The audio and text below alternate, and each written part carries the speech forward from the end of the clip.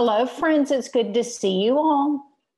Today, I am thinking about all that God has created. So we're going to start off by, in a minute, you can pause me and either finding a window or stepping outside and finding 5 things that God created. I'm going to go too. Ready? Let's go.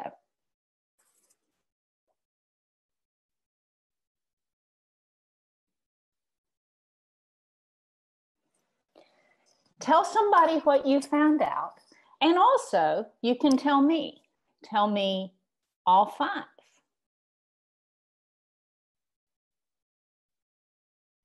And if you look in a mirror, you'll see something else God created. God created you. God created people and all these beautiful things that we see. There's something else I'm thinking about that God created. Let's see if you can figure out what I'm doing here. Does this give you an idea?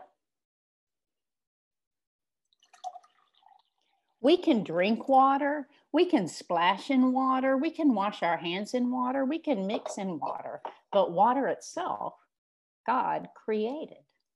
Now, listen to this, see if you can figure it out. Can you hear that? It's water.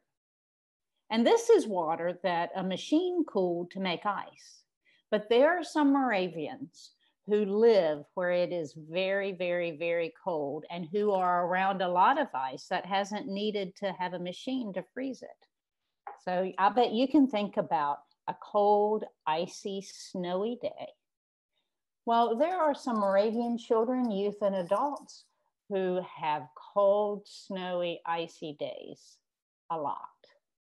They live in the state of Alaska, which for where a lot of us is very far north and also very far west. And we're getting ready to find out about something that these Alaskans do together as a community, not just one, but they come together as a team. That's how Alaskans work, coming together to do something. And we're going to get to see what they do with a river when it's frozen to create something that everybody can benefit from. So while we watch this, think about, first of all, how many vehicles you see and what the vehicles are doing. And if you notice, you can also see the sides of what's a river. If you look for the trees and what looks like land, and see how the river itself looks. And notice how people are working together to create something.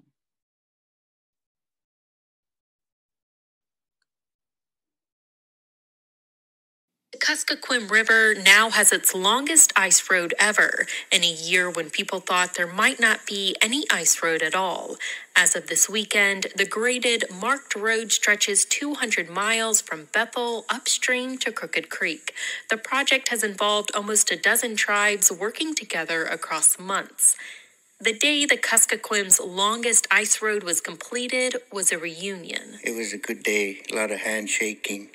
A lot of backslapping. Mark Leary with the native village of Napaimute was there. His crew heading upriver met with the crew from Crooked Creek heading downriver, led by Timmy Zakar. I really wanted Timmy and his crew to tell the story to KYUK, but can't get a hold of them today. They're all out enjoying their road. This winter, the road stretches across a section where it's never been, from Napaimute to Crooked Creek. Crooked Creek joined the project for the first time, adding the miles to make the longest Kuskokwim ice road ever. And it was done in the warmest winter on record. And they proved it can be done safely in a wild, long, lonely stretch of the river, too. This in a winter when road plowing started in mid-January, a month later than usual. People were surprised that it happened at all. Many open holes still perforate the ice, but the freezing and thawing has created a glassy surface easy for crews to plow. And equipment upgrades mean the crews aren't facing constant breakdowns like past winters. The newest plow truck is actually 25 years old and comes from Seattle's SeaTac Airport. We gave it a name, Tumlista, the one who makes a trail. The road's social and economic benefits spread to all the villages it connects. Building the ice road provides employment during a time of year when seasonal work is hard to come by. It allows residents, businesses, and government agencies to avoid hefty plane tickets. And it gives the Kuskokwim a highway and a land far off the road system. In Bethel, I'm Anna Rose MacArthur.